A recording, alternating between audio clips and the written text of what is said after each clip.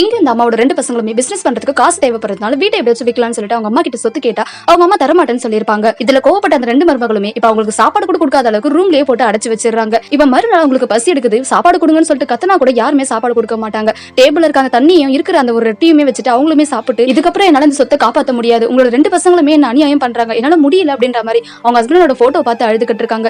இப்ப அந்த 2 பசங்களும் சாப்பாடுலாம் செஞ்சு எடுத்துட்டு வந்து அவங்க மருமகளுமே கொடுத்துட்டு, நீங்க இதுல சைன் மட்டும் போட்டுட்டீங்க அப்படின்னா உங்களுக்கு நாங்க நல்லாவே பார்த்துப்போம், நீங்க தான் சைன் பண்ணாம பிடிவாதமா இருக்கீங்க, உங்களை நாங்க நல்லபடியா பார்த்துப்போம், சைன் மட்டும் பண்ணுங்கன்னு சொன்னா இப்ப அந்த பசங்களோட அம்மாவுமே உங்களுக்கு கொஞ்சம் கூட மனசாட்சியே இல்லையா, உங்க அப்பா உங்களுக்காக கட்டின வீடு அதை வைக்க கூடாதுன்னு நினைக்கிறேன், ஆனா நீங்க இந்த மாதிரி பண்ணிக்கிட்டு இருக்கீங்க, உங்களுக்கு இதை வித்து வாழணும்னு தோணுச்சுன்னா தாராளமா நான் கையெழுத்து போறேன் அப்படின்ற மாதிரி அந்த மூத்த மருமகளையும் பார்த்து இந்த மாதிரி பண்றது ரொம்பவே தப்புமா, ஆனா இந்த மாதிரி பண்ணாதீங்க அப்படின்ற மாதிரி சொல்ல அதுல கோவப்பட்ட அவளுமே உங்களோட சொத்தை நாங்க நம்ம பிடுங்குற மாதிரி பண்றீங்க, ஒழுங்கா கையெழுத்து போடுங்க, இது உங்களோட பசங்களுக்கு சேர வேண்டிய சொத்துன்னு சொல்லிட்டு கோவப்பட்டு அவங்களை கொல்லலான்னு போறோம். அந்த நேரம் அந்த அம்மாக்கு ஒரு பொண்ணுமே இருப்பா. இப்ப அந்த பொண்ணு அவங்க தம்பிக்கு கால் பண்ணி என்னோட அம்மா கிட்ட நான் பேசணும்னு சொல்லி சொன்னா இப்ப அவனுமே போனை கொடுத்துட்டு ஒழுங்கா பேசுங்க, யாருக்கும் எந்த ஒரு டவுட் வரக்கூடாது அப்படின்ற மாதிரி கொடுப்பாங்க. இப்ப அவங்க அம்மாவுமே நான் நல்லா இருக்கேமா, நல்லபடியா இருக்கேன், நீ எப்படி இருக்க, சந்தோஷமா தான் இருக்க, எனக்கு பிடிச்ச சாப்பிட நான் சாப்பிட்டு இருக்கேமா அப்படின்னு சொல்லிட்டு அழுதுகிட்டே சொல்றாங்க.